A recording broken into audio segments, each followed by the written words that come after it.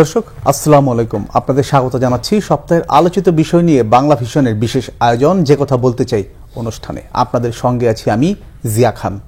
দর্শক, আপনারা জানেন এই অনুষ্ঠানের মাধ্যমে আমরা সমসাময়িক বিভিন্ন বিষয় নিয়ে আলোচনা করে থাকি। আজ আমাদের আলোচনার বিষয় রাষ্ট্র ও নির্বাচন। আর এই বিষয়টি নিয়ে আলোচনার জন্য আমার সঙ্গে স্টুডিওতে উপস্থিত রয়েছেন দুজন অতিথি। তারা হলেন এম এ আজিজ, সিনিয়র সাংবাদিক, এবং শহীদুল ইসলাম বাবুল, সাধারণ সম্পাদক, জাতীয়তাবাদী কৃষক দল। আপনাদের দুজনকে স্বাগত জানাচ্ছি। দর্শক, নির্বাচনের সময়সীমা নিয়ে পলিটিক্যাল পার্টিগুলোর বক্তব্য, পাল্টা বক্তব্যে প্রতিদিনই উত্তপ্ত হচ্ছে রাজনৈতিক অঙ্গন। কারো রয়েছে ডিসেম্বরের আলটিমেটাম, কেউ দিচ্ছে ফেব্রুয়ারিতে।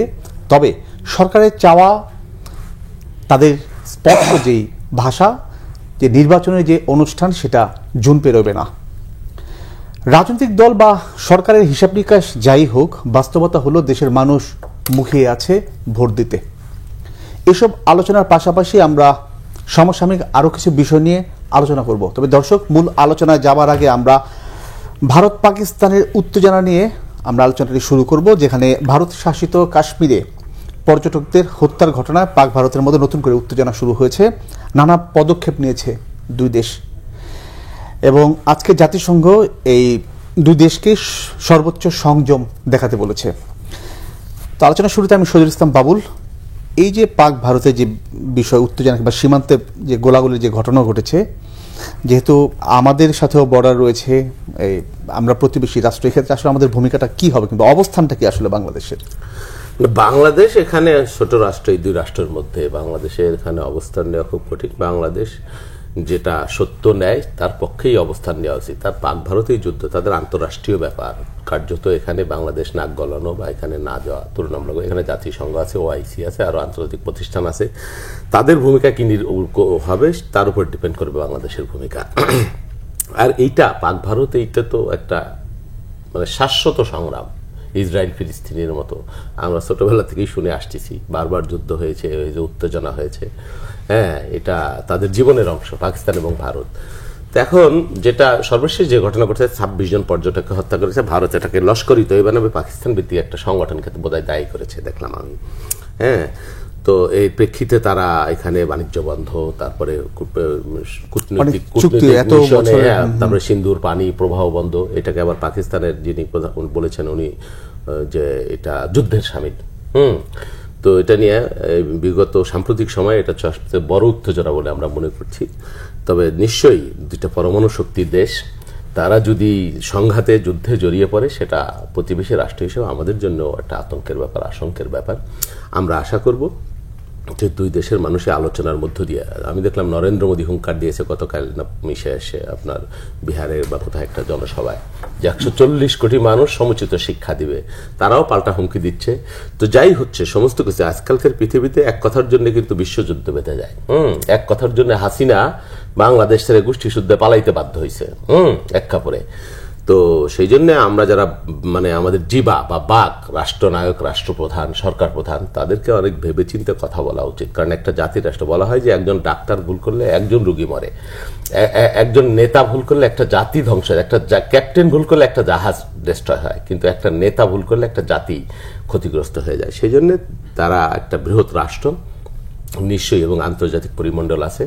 তারা যদিও আন্তর্জাতিক পরিমণ্ডল কখনো আসলে এই ক্ষেত্র বিশেষে তারা বিবেকহীন হয়ে যায়, ক্ষেত্র বিশেষে তারা ভোতা হয়ে যায়, জাতিসংঘ কোনো কার্যকর নাই।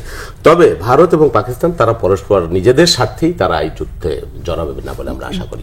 ধন্যবাদ আজিজ ভাই। যেটা বাবুল ভাই যেটা বলছিলেন যে তারা পারস্পরিক স্বার্থে যুদ্ধে জড়াবে না, সেটা যেতে আমি মানে আমার জানার যে বিষয়টা, যেহেতু সীমান্তে উত্তেজনা হলে সে ঢেউ তো আমাদের সীমান্ত আসতে পারে, আমাদের সতর্কতার দিকটা আসলে কোনটি এক্ষেত্রে?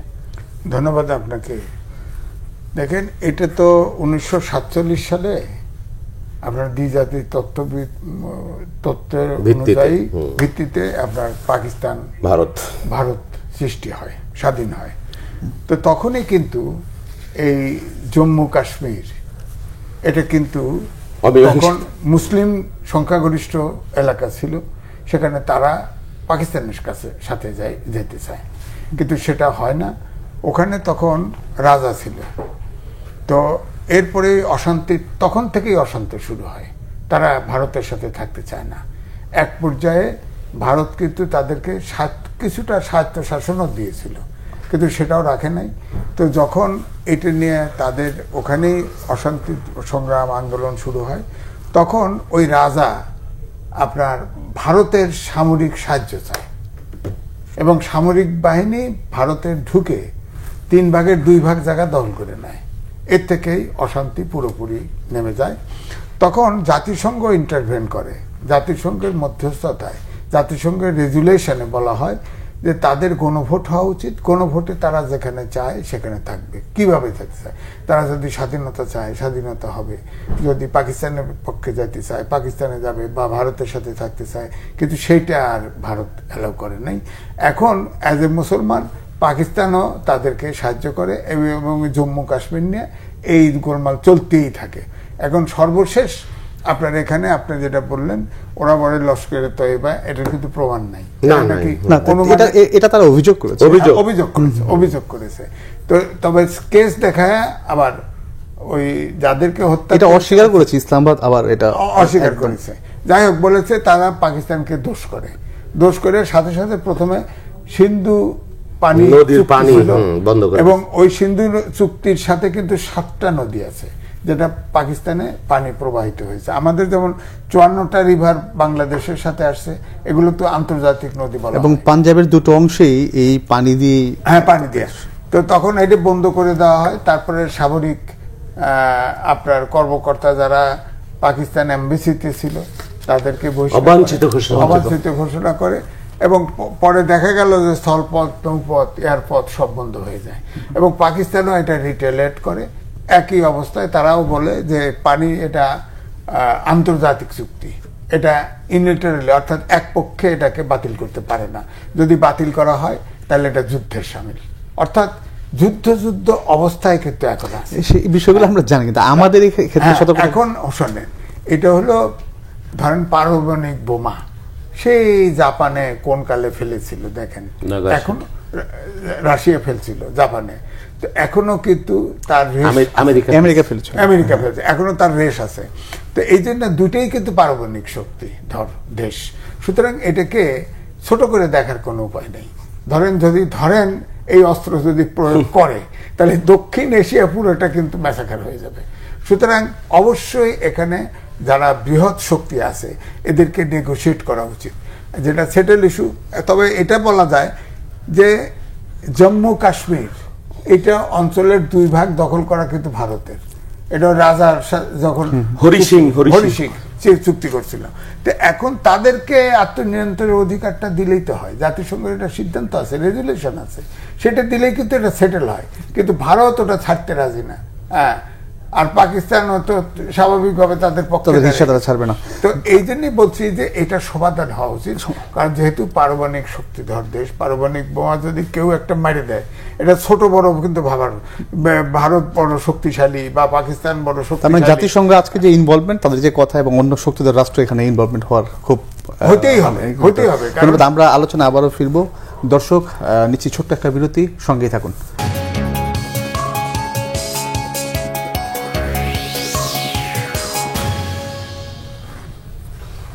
দর্শক, বিরতির পর আবারও স্বাগত যে কথা বলতে চাই অনুষ্ঠানে। দর্শক, সংস্কার সহ বিভিন্ন বিষয় নিয়ে ঐক্যমত্য কমিশনের সঙ্গে বৈঠক করেছে বিএনপি ডিসেম্বরের মধ্যে নির্বাচনের তাদের অটল। কিন্তু তারপর আমি বাবুল ভাই আপনার কাছে আমি যে বিষয়টা নিয়ে আসবো, এই যে আপনারা বৈঠক করছেন, আলোচনা করছেন বিভিন্ন বিষয়ে, সরকারের পক্ষ থেকে একটা ঘোষণা আসছে যে জুন কিংবা এর মধ্যে নির্বাচন হবে। এই যে আপনাদের অটল থাকা, আপনারা বলতে পারেন যে নির্বাচনের তারিখ কিংবা এই ডিসেম্বরের মধ্যে হওয়ার পসিবিলিটি খুব বেশি কিংবা ওরকম সম্ভাবনা রয়েছে? না, সেটা বলতে পারবো না যে কবে নির্বাচন হবে। আমরা তো নির্বাচনের কথাই বলছি সরকারের কাছে। আমরা ডিসিশনটা গভর্নমেন্ট এবং ইলেকশন কমিশন তাদের হাতে, এবং তাদের সাথেই আমরা কথা বলছি যে আপনারা কবে নির্বাচনটা দিবেন, দ্রুত নির্বাচনটা দেন। এখানে 1 মাস আগে আর 1 মাস পরে নির্বাচন, 8 মাস পার হয়ে গেছে, প্রায় 9 মাস, 8.5 মাস। এখন পর্যন্ত বাংলাদেশে আমরা কোনো নির্বাচন কবে হবে, কি হবে, একটা কি সীমারেখা, যে কখনো ডিসেম্বর কখনো জুন বলা হচ্ছে। এর আগে বলা হয়েছিল ডিসেম্বরের মধ্যে হবে, এখন বলা হচ্ছে জুনের আগে হবে, কোনো ওই জুনের পরে যাবে না। তো আমার কথা সেটা না। বাংলাদেশে আপনার শুধু নির্বাচন, আপনি বললেন আমার তো একটা রোড ম্যাপ, আমার তো একটা কল্পনা, আমার তো একটা পরিকল্পনা, প্রত্যেক দেশেই থাকে, প্রত্যেক পরিবারে থাকে, প্রত্যেক সমাজে থাকে যে আমি কবে কি করব। হ্যাঁ, আপনি বললেন ডিসেম্বরে নির্বাচন হবে, জানুয়ারির 2 তারিখে নির্বাচন হইলে তো মহাভারত অশুদ্ধ হয়ে যাবে না 2 দিন এদিক ওদিক হইলে, কিন্তু আপনার একটা পরিকল্পনা তো থাকতে হবে বা আপনার একটা গাইড। মানুষ, আপনি শোনেন, আপনি বলছেন আপনি নির্বাচন দিবেন, কিন্তু আপনি গ্রামে যান, প্রতিনিয়ত আমরা যাই, মানুষ আমাদের প্রশ্ন করে নির্বাচন তো হবে। হ্যাঁ, এই যে অনিশ্চয়তা, কেন আপনি মানুষকে রেখেছেন? মানুষকে বিশ্বাস করছে না প্রত্যেকটা মানুষ। আমি বিলিভ করি যে আপনিও বলবেন এই অনিশ্চয়তা হবে কিনা, মানে এই অনিশ্চয়তাটা কেন? তারিখ না দেয়, এই অনিশ্চয়তা সরকার তৈরি করছে এবং সরকার ঘনিষ্ঠ যারা মানুষ, এনসিপি এবং তাদের কিছু মানে চেলাচামুন্ডা আছে যারা বিভিন্ন জায়গায় নানান ধরনের একটা কি বলে নিজেদের মধ্যে একটা এমন একটা পরিবেশ তৈরি করছে, এবং তথাকথিত কিছু বুদ্ধিজীবী যারা রাজনীতি না, যারা মানুষের কাছে যায় না, যাদের কাজই একটা ঘুলট তৈরি করা, একটা খারাপ পরিবেশ তৈরি করা, একটা অনাস্থার পরিবেশ তৈরি করা, এতে করে তারা খুব মজা পায়। ধন্যবাদ বাবুল ভাই। আজিজ ভাই, বাবুল ভাই কথাগুলো তো শুনলেন যে সীমারেখা নেই এবং মানুষের যে বক্তব্য, সবকিছু মিলিয়ে যে নির্বাচনকে তারিখকে কেন্দ্র করে যে কথাগুলো এখন সামনে বারবার আসতেছে, আপনার প্রশ্ন হচ্ছে দেশ যে পথে এখন হাঁটছে, মানে সেটা নির্বাচনের পথে হাঁটছে। দেখেন, এই সুন্দর যে কাউকে জিজ্ঞেস করেন, আপনাকেও যদি জিজ্ঞেস করি নির্বাচনটা কি সঠিক সময় হবে, আপনিও বলবেন জানি না। এই সমস্যাটা তৈরি হলো কেন? ডক্টর মোহাম্মদ ইউনূস এই সরকার প্রধান, তিনি কিন্তু বলেছিলেন, এখনো আপনার অনলাইনে যান তার ভয়েস শুনতে পাবেন, যে যতটুকু সংস্কার হয় ততটুক নিয়েই আমরা নির্বাচনে যাব, এবং যদি কেউ কোনোটাতে একমত না হয় তাহলেও আমরা নির্বাচনে যাব। হ্যাঁ, এই কথাটা বলছে না। এখন ধরেন আপনার ঐক্যমত কমিশনের সাথে বসা, বিএনপি বড় দল, বসা শেষ। এখন তো ইলেকশন কমিশন এখন যতটুকু সংস্কারে একমত হয়েছে অতটুকু নিয়ে নির্বাচন ঘোষণা দিক। এখন রোডম্যাপ ঘোষণা করতে বা শিডিউল, ইলেকশন কমিশন তো কইছেই যে সংস্কার কমিশন কি করলো এটা না, আমাদের প্রস্তুতি আমরা নিজেই থাকবো। হ্যাঁ, তো এখন তো নির্বাচনের দেওয়া উচিত। যেমন ধরেন বিএনপি বলছে যে ডিসেম্বরের ভিতরে নির্বাচন, এটার একটা যুক্তি আছে। যুক্তি ধরেন ডিসেম্বর, জানুয়ারি, ফেব্রুয়ারি, এরপরে কিন্তু আবহাওয়া চেঞ্জ শুরু হবে, এরপরে রোজা হবে, দুইটা ঈদ পড়বে, পরীক্ষা আসবে, হ্যাঁ, আবহাওয়া, বন্যা হবে, এই কালবৈশাখী হবে, কালবৈশাখী। আপনি তো কোনো কিছুতে নির্বাচন করতে পারবেন না। সুতরাং আপনি বড় জোর টেনে টুনে এটা জানুয়ারি, ফেব্রুয়ারি নিলেই রিস্ক হয়, তবুও ফেব্রুয়ারি পর্যন্ত নিতে পারেন।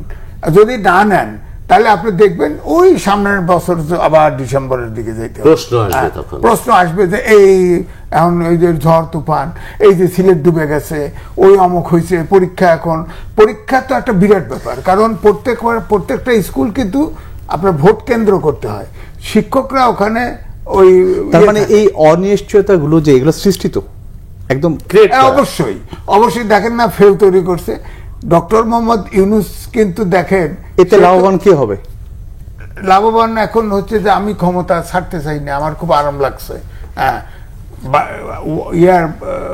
গ্রামীণ ব্যাংকে 60 বছরে কিন্তু রিটায়ারমেন্ট ছিল, হ্যাঁ, উনি ছাড়তে চান নাই। ডক্টর মোহাম্মদ ইউনূস একদম অ্যাপিলেট ডিভিশন পর্যন্ত গেছে। খালি দোষ একদিকে দিয়েন না। আমি যদি প্রশ্ন করি যে ধরেন এই যে সংস্কার কমিশন থেকে এই সরকার, আপনি চিন্তা করেন তো, জাতীয় নিরাপত্তার দায়িত্বে দিছে একজন বিদেশি নাগরিক। পৃথিবীতে আছে কোথাও? পৃথিবীতে কোথাও আছে? ও তো সব আমেরিকাতে লিক করে দিবে। আপনি কি করবেন? আপনি দেখেন ব্রিটেনের হাই কমিশনার আনোয়ার সাহেব আসছিল না, তাকে বোমা মারছিল। সে কি বহুত আমরা ধারণা করছি আমাদের দেশের লোক অ্যাম্বাসি আসছে, তখন একটা পলিটিক্যাল ক্রাইসিসও ছিল, কিন্তু সে কিন্তু ব্রিটেনের ইন্টারেস্টের বাইরে কোনো কথা বলে নাই। কারণ সে এই জন্য বলছি, যেমন এই সরকার ওটা তো ব্রিটেন থেকে ব্রিটেনের নিয়োগ, কিন্তু এখন যেটা হয়েছে সে তো বাংলাদেশের, ব্রিটেনের উনিও বাংলাদেশি, সিলেটি, উনিও বাংলাদেশি, ব্রিটেনের আনোয়ার চৌধুরী। তো আপনি ইনিও ডুয়েল সিটিজেনশিপ, হ্যাঁ, উনি তো সিটিজেন বিদেশের, এরকম বিদেশের উপদেষ্টাও আছে, সংস্কার কমিশনেও আছে। এটা অর্ধেক এনজিও, অর্ধেক বিদেশি নাগরিক দেশ চালাইতেছে, স্বাধীন দেশে, রক্ত দিয়ে স্বাধীন হওয়া দেশ, বিদেশিরা দেশ চালাইতেছে, বিদেশিরা সংবিধান করে দিতেছে। আপনি চিন্তা করেন বিদেশ সংস্কার কমিশনের প্রধান কি, তিনি কি বলেন, তিনি কি সংবিধান এক্সপার্ট? তিনি একজন শিক্ষক, তিনি এখন আমেরিকান নাগরিক, তিনি আমাদের সংবিধান বানায় দিচ্ছে। হ্যাঁ, আপনি বলেন। তারপরে ছাত্ররা অকারণে বলে গণপরিষদ চাই। গণপরিষদ কখন হয়? যখন একটা নতুন দেশ অভ্যুদয় ঘটে, তখন আপনি গণপরিষদ করেন, করে সংবিধান করবেন, তারপরে সংবিধান অনুযায়ী দেশ চলবে। এইসব যে এন্টারটেইন করতেছে, ধরেন ছাত্ররা আস্তে আস্তে আস্তে আস্তে কেমোথেরাপি খেতে খেতে কিন্তু শূন্য হয়ে যেতেছে। যত দিন যাবে ওরা কিন্তু শূন্য হতে থাকবে। ধন্যবাদ আজিজ ভাই। আমি আসবো এই বিষয়ে একটু। বাবুল ভাই, যেটা হচ্ছে লন্ডনে বিএনপি চেয়ারপারসন খালেদা জিয়া এবং তারেক রহমানের সাথে জামাতের আমির দেখা করে যে কথা বললেন, ঠিক দুদিন পরে কিন্তু আমরা সুরটা ভিন্ন দেখছি। এবং গতকালকে যে কথা বললেন যে স্থানীয় নির্বাচনের উনি দাবি জানাচ্ছেন, আমার প্রশ্ন হচ্ছে যে আশার আলো একবার দেখা গেল যে এই বুঝি জামাত কিংবা বিএনপির সাথে যে আগের যেই বন্ধনটা সেটা জোড়া লাগলো, কিন্তু এখন যে কথা টোটালি ইউটার্ন, মানে এতে করে কি হচ্ছে আসলে? আচ্ছা, হচ্ছে কি তাদেরই ক্রেডিবিলিটি নষ্ট হচ্ছে। কারণ আপনি জামাতের আমির বলেন, তারপর নায়েবে আমির বলেন, সেক্রেটারি জেনারেল বলেন, ওই যে গোলাম পারোয়ার বলেন, শফিক সাহেব বলেন, আপনি ধারাবাহিকভাবে দেখেন 5ই আগস্টের পর থেকে তাদের বক্তব্য। 5ই আগস্ট আগে একরকম, হ্যাঁ, 5ই আগস্টের পরে একবার বলে ভারত কষ্ট পায়, এরকম কিছু আমরা করব না, বা ভারতের সাথে আমরা বন্ধুত্বপূর্ণ সম্পর্ক চাই। আবার বিএনপি রে বলে বিএনপি ভারতের ইসে ঢুকে গেছে, এরকম বক্তব্য কিন্তু আসছে। আবার নানান ধরনের বক্তব্য। তারপরে নির্বাচন নিয়ে আপনি দেখেন, আপনি 5-6 মাস আগে যদি খুঁজেন, 5ই আগস্টের পরে অবিলম্বে নির্বাচন দিতে হবে, সংস্কারের দোহাই দিয়ে নির্বাচন, সব রকমের ক্লিপিংস আমার কাছে আছে, আমি দেখছি তাদের বক্তব্য। কোনো ধারাবাহিকতা নাই, সাস্টেনেবিলিটি নাই, একদমই নাই।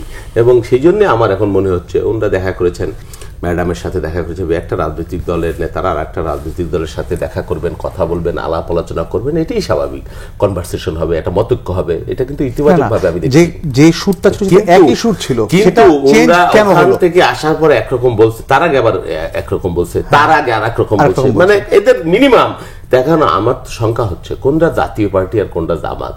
হ্যাঁ, এটা আমার এখন আলাদা করতে কষ্ট হচ্ছে। আলটিমেটলি তাই ওনাদের বক্তব্য, ধারাবাহিকতা এবং যে অবস্থান টোটালি ডিফারেন্ট। এটা জামাতের মতো রাজনৈতিক দলের সাথে যাওয়া উচিত। আমি একটু বলি যে আপনি দেখছেন নিশ্চয়ই ইদানিং একটা বিষয় সামাজিক যোগাযোগ মাধ্যম সব বিভিন্ন পত্রপত্রিকায় খবর এসেছে জামাতের একটি প্রোগ্রামকে কেন্দ্র করে, এবং সেখান থেকে রয়ের কানেকশন, ইন্ডিয়া প্রীতি, এই বিষয়গুলো চলে আসছে সামনে। আমার প্রশ্ন হচ্ছে যে এমন কোন শক্তি কিংবা এমন কিছু, আমি বলি নামটা হলো জামাত ইসলাম, ইসলাম আছে নামের সাথে, বাট ইসলাম টিসলামের কোনো কিছু আদৌ আছে? এই কথা শুনলে আবার আমার গালাগালি করবে অনেকেই, আমি জানি।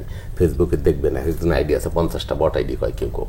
হ্যাঁ, তো এদের ভয়ে কথা বলা মুশকিল আছে। আপনি সত্যি কথা যদি বলতে চান, তারা কয়েকদিন আগে হিন্দু সম্প্রদায়ের বিভিন্ন লোকদের নিয়ে বৈঠক করেছে, হিন্দু বৌদ্ধ খ্রিস্টান, এবং সেখানে তারা বলেছে যে আপনারাও প্রস্তুত হন, আপনাদেরকে আমরা নমিনেশন দেবো। দলটা হলো জামাত ইসলাম। আবার সন্তোষ শর্মা, হ্যাঁ, জামাতকে এতদিন যারা প্রমোট করছে, প্যাট্রোনাইজ করছে অনলাইনে, আমি দেখছি। সন্তোষ শর্মার দাওয়াত দেওয়ার পরে কেউ কেউ বলছে, আমি বলছি না এটা, যে রয় রেজেন অমুক তমুক ইন্ডিয়ান প্রমোট তারা জামাতের ভিতর ঢুকে তাদেরকে এইভাবে করা হচ্ছে। এবং এতদিন তারা জামাতের পক্ষে আমাদেরকে গালিগালাজ করছে, মা মাসি তুলে যারা, হ্যাঁ, তারা এখন দেখলাম জামাতের আবার বউ বাচ্চা নিয়ে গালাগালি শুরু করছে। সন্তোষ শর্মা কেন আসলো, কেন আনা হইলো? আর জামাত এখন হিন্দুদের নমিনেশন দিবে, হ্যাঁ, খ্রিস্টানদের নমিনেশন দিবে, হইল জামাত ইসলাম। সেই জন্য জামাত ইসলাম সেফ একটা পলিটিক্যাল পার্টি, তারা তাদের পলিটিক্সের জন্য যা ইচ্ছে তাই করতেছে। এর সাথে আপনি ইসলাম টিসলামের মিলে এলে আর আপনি খুঁজে পাবেন না কোনো কিছু। এটা অন্যান্য পলিটিক্যাল পার্টি যেমন, জামাতও সেরকম। বাট ইথিক্যাল দিক থেকে আমি মনে করছি যে জামাত ইদানিং আরো অবস্থান তাদের নষ্ট করছে, তাদের কথায়, বার্তায়, অবস্থানে এবং আচরণে, টোটালি মানে তাদের মানে স্ববিরোধী কথাবার্তা এবং আচরণ। এতে করে এদের রাজনৈতিক দল হিসেবে তাদের দীর্ঘদিনের নিপীড়নের ইতিহাস, মানুষের প্রতি যে সহানুভূতি মানুষ তাদের প্রতি, সেটা কমে যাবে। ধন্যবাদ বাবুল ভাই। আজিজ ভাই, আমি জামাত প্রসঙ্গে আসি, যে বিএনপির সাথে থাকা না থাকা ফ্যাক্টরটা কি ধরনের হবে এটা একটু বলবেন। পাশাপাশি হচ্ছে যে এই যে একটা কানেকশনের কথা যে আসতেছে, অনেকে বলছে যে মেইন স্ট্রিম রাজনীতির অংশ হিসেবে জামাত মানে এই কানেকশনের বিষয়গুলো আসতেছে, যেহেতু সামনে নির্বাচনের একটা বিষয় আছে। এখন জামাত ইসলাম অনেক বড় শক্তি, তাদের সাথে বেশ কিছু ছোট ছোট দলগুলা রয়েছে। আসলে বিষয়টা কি হচ্ছে দেখেন, তাহলে তো ওই জম্মু কাশ্মীরের মতো একটু ব্যাকগ্রাউন্ড বলতে হয়। প্রথম দিকে যখন 5ই আগস্টের চেঞ্জ হলো, তখন কিন্তু জামাতের ইচ্ছে ছিল ইসলামিক দলগুলোকে একসাথে করে তারা সরকার গঠন করবে ভোট করে। হ্যাঁ, কিন্তু দেখা গেল যে ইসলামিক দলগুলো কিন্তু অন্য দলগুলো কিন্তু জামাতের নীতিকে সাবস্ক্রাইব করে না, তাদের সাথে মিলাতে পারে নাই। এখন জামাত হয়েছে একা, ছাত্ররা আস্তে আস্তে জিরো হতে হতে প্রত্যেকটা মিনিস্ট্রিতে বসা আছে, তাদের বদনামের অন্ত নাই। হ্যাঁ, এখন তারাও ছোট হয়ে আসছে, তাই না? এখন জামাত যদি বলেন যে হয়তো প্রমাণ দিতে পারবো না, স্বাভাবিক ধরতে পারে যে এখন আওয়ামী লীগ ইলেকশনে হয়তো করবে না, তাদের একটা শক্তি আছে। ইন্ডিয়ান লাইন ধরলে ইন্ডিয়া যেহেতু পতিত সরকারকে আপনার আশ্রয় দিয়ে রাখছে, বিবিসি রিপোর্ট করেছে 100 লোক নেতা ভারতে আশ্রয় নিয়ে আছে, তাদের নিউ মার্কেটে বাগান বাড়িতে ঘুরে বেড়ায়। এবং আমরা তো ফুটেজও দেখছি, শুধু ওখান থেকে বাংলাদেশে আওয়ামী লীগের সংগঠন পরিচালনা করতেছে তারা, এটা বিবিসিতে লিখেছে। তো এখন যদি তারা মনে করে যে দেখা যায় যে তাদের যে অবস্থা, তাতে করে একটা আওয়ামী লীগের তো কিছু ভোট তো আছে, তো তাদের ইন্ডিয়ান লাইন দিলে তাদের ভোট পাওয়া যাবে, তো ওই ভোট পাইলেও হবে না। যেমন ধরেন আমি বলি যে আওয়ামী লীগ 2 বার একা ইলেকশন করেছে, একবার 1টা সিট পাইছে আর একবার 3টা সিট পাইছে, আর বিএনপির সাথে সাথে থেকে 18টা সিট পাইছে। তো এবারে ধরেন জামাত মুক্তভাবে আপনার রাজনীতি করতে পারছে, তাতে কত ভোট বাড়বে? 5% ভোট বাড়বে। ধরেন 3টার থেকে নাই 10টা সিট পাবে, নাই 20টা সিট পাবে। এখন বেগম জিয়া এবং তারেক রহমানের সাথে লন্ডনে যে দেখা করতে গেছে, দেখা করে আসে বললো যে আমরা তার স্বাস্থ্যের অবস্থা, তার শারীরিক অবস্থা দেখতে গেছি। এটা কিন্তু অনেকে বিশ্বাস করে নাই। রাজনীতিবিদ আবার রাজনীতির কথা ছাড়া বলতে পারে, স্বাভাবিক, তিনি অসুস্থ জিজ্ঞেস করছে, কিন্তু রাজনীতির কথা একদম হয় নাই কেউ বিষয়। তবে মানব জমিনে আকার ইঙ্গিতে একটা রিপোর্ট ছাপছে, সেখানে কিন্তু তারা ইলেকশনের কথা আলোচনা করেছে, কারণ তাদের ভিতরে ভয় আছে যে ছাত্ররাও লাইন দিতেছে, বিএনপির কাছে সিট চায়। আমি আনঅফিসিয়ালি বলতেছি, আমি জানি কে মেডিয়েট করতেছে তাও আমি জানি। আবার জামাতও করতেছে আমরা থার্ড পার্টি না হয়ে যাই, ছাত্র অপোজিশন না হয়ে যায়, তাহলে তো বেগম জিয়া তারেক রহমানের ধরা লাগবে, নাহলে তো ইজ্জত থাকে না। এই জন্য গেছে লন্ডনে। তা এসে আবার ওখানে আইসে হয়তো পার্টির অন্যান্য ফাইলের চাপ খেয়ে এখন উল্টাপাল্টা বলা শুরু করছে। দেখেন প্রথমবার এসে ঠিকই করলো যে আমরা, মানে চাপটা কি ধরনের রেখেছে? চাপটা হচ্ছে তো আপনারা এই কথা করলেন ডিসেম্বরের ভিতরে নির্বাচন চাই, অর্থাৎ রোজার আগে নির্বাচন চাই, কেন করলেন? আমরা এই তো বিএনপি তো বিতর্কিত হচ্ছে, এই সেই, বিএনপি আরো সময় নিলে আমরা ক্ষমতায় চলে যাব, কেন ছেড়ে দিচ্ছেন? আরে আমি নিজেই বলছি, বিএনপি 17 বছর অত্যাচার, গুম, খুন, বাসা ছাড়া, আয়না ঘর, কত কিছু হয়েছে। একটা লোক, আপনি একটা সদস্য পার্টি চেঞ্জ করছে? করে নাই। তো সুতরাং ইলেকশন 17 বছর পরে পাবে। বিএনপির লোকজন বাইরে ভোট দিবে, এটা কল্পনাও করা যায় না। ভোট ঠিকই দিবে। এখন বিএনপি এবং জামাতের ভোটের যে ফারাক, হ্যাঁ, বিএনপির যত সদস্য তত ভোট, যার ফলে দেখবেন মাঠে খেলবে ভালো, গোল করতে পারবে জামাত ইসলাম, গোল করতে পারবে না, আপনি দেখেন শিওর। তো সুতরাং জামাত হচ্ছে কি, যেমন আজকে কালকে সিলেটে যা বলছে যে এখন আমরা লোকাল গভর্নমেন্টের নির্বাচন আগে চাইছে, এটা ছাত্রদের দাবি। হ্যাঁ, তারপরে বলছে যে উচ্চকক্ষ নিম্নকক্ষ হচ্ছে, সেখানেও আনুপাতিক নির্বাচন চাই, আনুপাতিক নির্বাচন মানে ভোটের অনুপাতে চাই, ওই তো আনুপাতিক নির্বাচন বলে। যাই হোক, তো এগুলো তো চেঞ্জ হয়ে গেছে, পুরো চেঞ্জ হয়ে গেছে। সুতরাং আমার ধারণা বিএনপিও স্টিক করে ফেলছে, তারা নির্বাচন হলে নির্বাচন আগে। এখন বিএনপি আর একটা কথা বলে, বিএনপি ফাটাবাসের, আমার গ্রাম দেশে বলে ফাটাবাসের চিপায় পড়ছে। কারণ বিএনপি এখন আন্দোলনে নামলে সরকার 26 জনের সরকার হাওয়া হয়ে যাবে, একদিনের আন্দোলনে হাওয়া হয়ে যাবে। এখন জানতেও পারতেছে না, রাজনৈতিক ভ্যাকুয়াম তৈরি হবে, তখন অন্য কেউ ঢুকে পড়বে, হেডেও পারতেছে না, আবার সরকারকে মানতেও পারতেছে না। ধন্যবাদ। এই বিষয়টা শুনবো, রাজনৈতিক ভ্যাকুয়ামের যে বিষয়টা বললেন। না, শোনেন, বিএনপির সাথে অনেক রকমের দুষ্টামি হচ্ছে বিএনপিকে মাইনাস করবার জন্য। এটা অন 11 থেকে শুরু হয়েছে, আমি সব জায়গায় বলছি, বিরাজনীতি করার। আজিজ ভাই যেটা বললেন, ওই কথায় আসছি আমি। কেন হচ্ছে ওই সুবিধাটা এখন বিএনপি কথায় কথায় বলা হচ্ছে, ওপেনিং বলা হচ্ছে যে ভোট হলে তো বিএনপি ক্ষমতায় আসবে, তার ভোটের দরকার কি? এটা অন 11 থেকে শুরু হয়েছে বিএনপিকে মাইনাস করবার জন্য। সেই প্রক্রিয়া এখনো আছে, চলে বলে কোষে, কবে আমরা বড় হব, তারপরে পড়ালেখা শেষ করবো, তারপরে চাকরি পাবো, তারপরে সংসারে হাল ধরবো, আমি দায়িত্ব নিব, হ্যাঁ, বিয়ে শাদী করবো। তা ওনাদের অবস্থা হয়েছে তাই। ওনারা কবে শিয়ানা হবেন? রাজনৈতিক দল করেছেন, স্যারা বেড়া, আগা নাই পাজা নাই, এই জন্য সকালে এক কথা কয়, দুপুরে এক কথা কয়, বিকেল এক কথা কয়। তো এইটা করে তো বাংলাদেশে কোনো রাজনীতি, কবে বিএনপি জনশূন্য হবে, বিএনপি জনপ্রিয় হবে।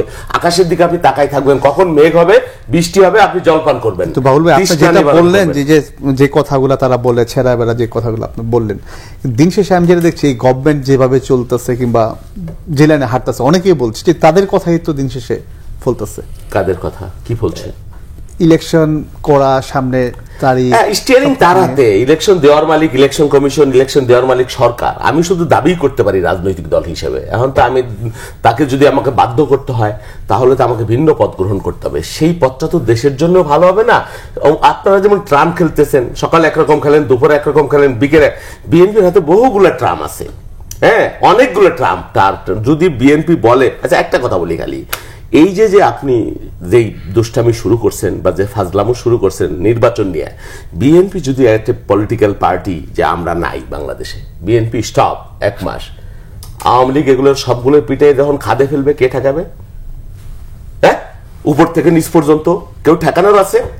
এটা বিএনপি ঠেকাইতে পারে। শুধু এদেরকে পিটাবে না না, আমি কথার কথা বলছি, তখন সেটা দেশের জন্য ভালো হবে না।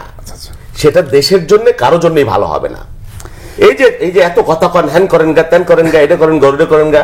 আওয়ামী লীগ যখন মিছিল বাইর করে, আপনি কই থাকেন তখন? কবে ঠেকাইছেন? কোথায় ঠেকাইছেন? গ্রামে যান, আওয়ামী লীগের লোক বাড়িতে আসে না বিএনপির ভয়ে, ছাত্রদের ভয়ে না, আর আপনার পুলিশের ভয়ে না। কিন্তু আওয়ামী লীগ তো এখনো বিভিন্ন জায়গায় তারা মিছিল বের করছে। আপনার এই বিভেদ বিভ্রান্তি তৈরি করছেন। আপনি যদি ঐক্যটা ঠিক রাখতেন, সরকারের দায়িত্ব ছিল, ওই খেলতে যাচ্ছেন, একটার পর একটা ট্রাম করেন বিএনপি কে মাইনাস করবার জন্য, নিজেরাও যে মাইনাস হচ্ছেন এটা বুঝছেন না। ধন্যবাদ বাবুল ভাই। আপনাকে আমি আরেকটা বিষয় আমি যেতে চাই, সেটা হচ্ছে গিয়ে অন্তর্বর্তী সরকার 8.5 মাসের মাথায় দুই উপদেষ্টার পিএস এবং এপিএস কে অব্যাহতি দেয়। কোথায় সর্বাঙ্গে ব্যথা, ওষুধ কোথায় দিবেন? শুধু সেটা না, একজন উপদেষ্টার বাবা, যিনি একজন শিক্ষক, প্রধান শিক্ষক, রানিং বাংলাদেশের ইতিহাসে, তিনি ক্ষমা চেয়েছেন। ক্ষমা একমাত্র বিষয় না। আপনি মানুষ খুন করে আপনি ক্ষমা চাইলে হবে? আপনি চুরি করে আপনি ক্ষমা চাইলে হবে? আপনার বিচার হইতে হবে তো। হ্যাঁ, আপনি কি নাকি সেন্ট নাকি একজন সন্ন্যাসী, না দরবেশ, না মহামানব? ক্ষমা চাইলেন আর আমি খুশি হয়ে গেলাম? আপনি অন্যায় কি করেছেন তার বিচার হইতে হবে, ক্ষমা আবার কি? আজিজ ভাই, এই বিষয়ে আমি একটু আসবো, ভাই তো বিষয়গুলো বলেন। পাশাপাশি এনসিপির যে একজন নেতা সালাউদ্দিন তানভীর, তাকে নতুন দরবেশ বিভিন্ন জায়গায় শোনা যাচ্ছে, বাউল ভাই বিষয়টা বললেন, বহিষ্কার করা হয়েছে। দলটি যদিও এখন নিবন্ধন পায়নি, কিন্তু মানুষের প্রত্যাশা একটা জায়গা ছিল। সবকিছু মিলিয়ে আপনার কাছে আমি জানবো, দেখেন ওটা যদি বলেন, জামাত ইসলামের এখনো নিবন্ধন নাই, এনসিপির এখনো নিবন্ধন নাই, কিন্তু বৈঠক করতেছে, তারা যা বলতেছে সেটা শুনতেছে। এখন আপনি দেখেন 111-এর সরকার যখন আসলো মঈনুদ্দিন ফখরুদ্দিন, তখন কিন্তু তাদের পপুলারিটি ছিল। আস্তে আস্তে এমন জায়গায় চলে গেল, ধাওয়া করে বিদেশ চলে গেছে, এখন পর্যন্ত আর তাদের খবর নেই। এখন যদি এই সরকার মনে করে ওই মঈনুদ্দিন 111-এর সরকারের মতো শেষ পরিণতি ঘটাতে চায়, তাহলে ঘটাবে, কিছু করার নাই। তো ইউনূস সাহেব তো আন্তর্জাতিক ব্যক্তি, তিনি বিদেশি ঘুরতে হবে, দেশে আর আসা লাগবে না।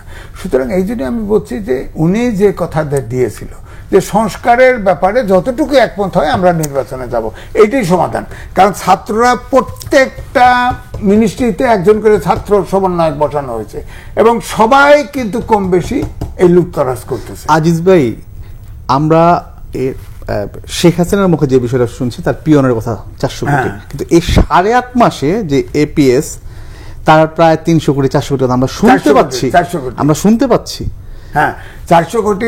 বাংলা ট্রিবিউন প্রথমে রিপোর্টটা করে, সাথে সাথে চাপে সেটা উইথড্র করে, প্রথম আলো নিউজ করার সাথে সাথে অনলাইন থেকে উইথড্র করে, তারপরে ইনক্লাবের একটা রিপোর্ট করছে। ওটা আমার প্রশ্ন হচ্ছে, তাহলে আমরা নতুন বাংলাদেশটা কি পেলাম আসলে? না, এই জন্যই তো বলতেছি, এই ছাত্ররা যতই লাভালাভি করুক এদের দ্বারা সম্ভব না। এদেরকে যদি দেশ দেন, একে দেশের মাটি বলতে এই জন্য বলছি যে আমি নির্বাচন দেখেন নাই শেখ হাসিনার, ওরকম তখন তো 3টে বড় বড় নেতা দিয়ে 3টে কিংস পার্টি করেছিল, 300 সিটেই কিন্তু তারা মিলে ঠেলে একটা নমিনেশন দিছে, একটারও জামানত বাজেয়াপ্ত হয়নি।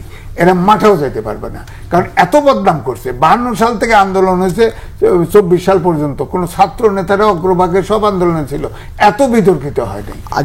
আমি এই দুর্নীতির বিষয়ে যে প্রশ্নটা আপনাকে আরেকবার করতে চাই, যে অভিযোগ হয়েছে প্রত্যাহার করা হয়েছে, এটি কি সমাধান, নাকি এই রিপোর্টটা যে তদন্ত কমিটি জনসম্মুখে প্রকাশের দাবি রাখে? না, দেখেন আমি কিন্তু হতাশ হয়েছি যে দুদক থেকে বলা হয়েছে, তখন ওই ছেলে 400 কোটি টাকা বইয়ের কমিশন খায়া ফেলছে, পেপারের কমিশন খায়া ফেলছে, ঠিক মতো আপনার ছাত্রদেরকে বইও দিতে পারে নাই। হ্যাঁ, তো তার দুদক বলছে আমাদের কাছে অভিযোগ এলে আমরা তদন্ত করবো। কেন অভিযোগ এলে, কেন অভিযোগ এলে? আপনি শোনেন নাই, পত্রিকায় আসে নাই, এটা দিয়ে আপনি তদন্ত করতে পারেন না?